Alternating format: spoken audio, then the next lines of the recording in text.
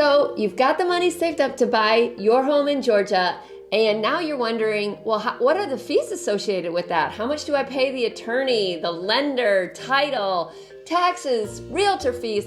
What is that going to add up to? Well, I've got the answer to that question in today's video, so let's get started. Hi, my name's Connie Carlson, and I love living in Marietta, Georgia. And on my channel, I provide weekly content about what it's like living here, as well as some tips to help you own a home yourself.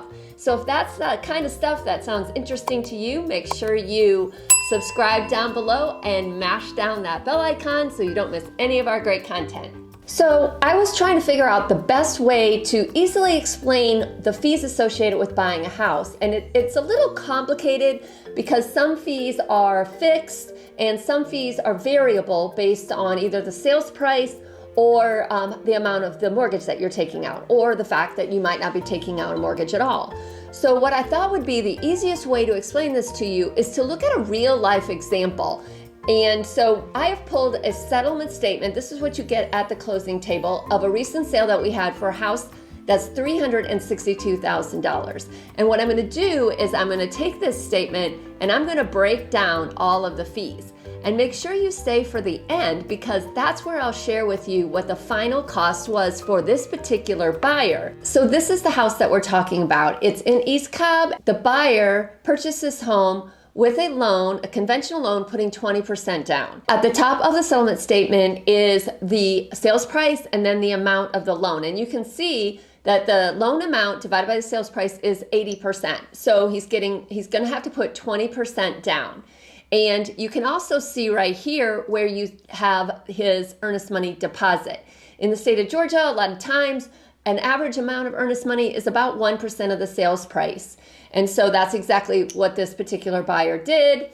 And it looks like his lender gave him a little bit of a bonus with a credit. So the next thing are your fees to your lender, your loan charges. And as you can see, there's quite a long list here. The fees can vary from lender to lender. So that's a place where you could potentially save some money.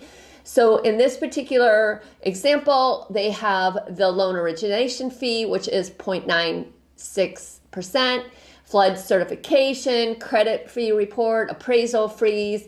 All of these things are loaded up into this and account to 1.5% of the loan. The next thing you're going to have is what we call your escrows. And so some lenders, depending on what kind of loan you're getting, are going to require that they collect the money for your property taxes and your insurance every single month when you make your mortgage payment. And then when those bills come due, it's their responsibility to pay them. Now, if you are escrowing, then these are the fees that this particular buyer had to escrow. And so you can see where he had a full year of his insurance premium put in there. He also had 8 months of the property taxes for this particular property.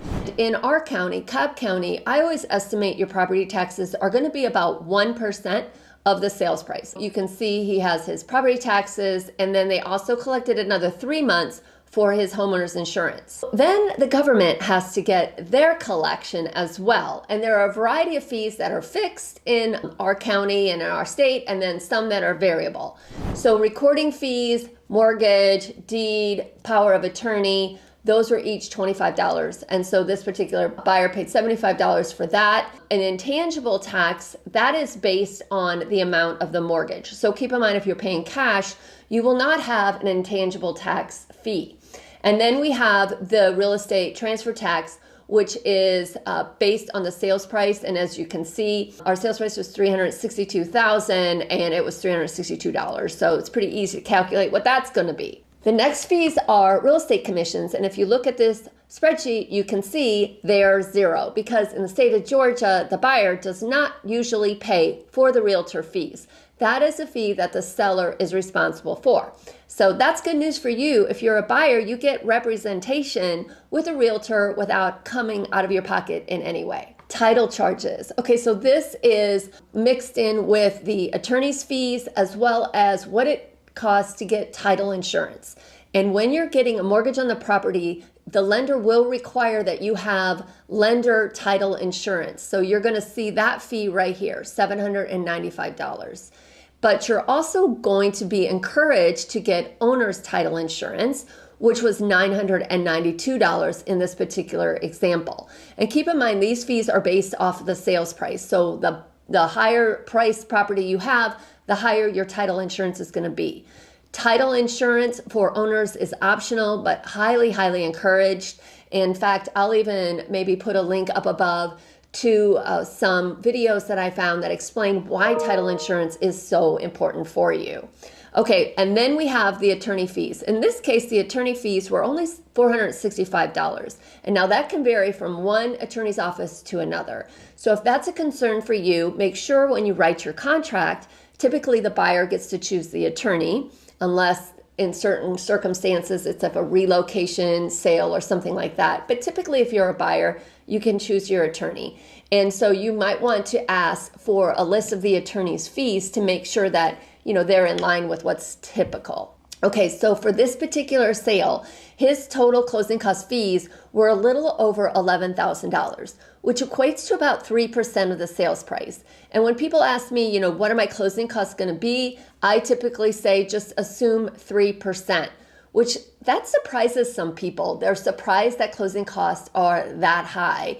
But that's basically what it's going to cost in the state of Georgia, because the buyer pays title insurance and attorney fees. And if you're getting a loan, all those things add up quite a bit. Now, if you're paying cash, it's going to be a little bit less than that.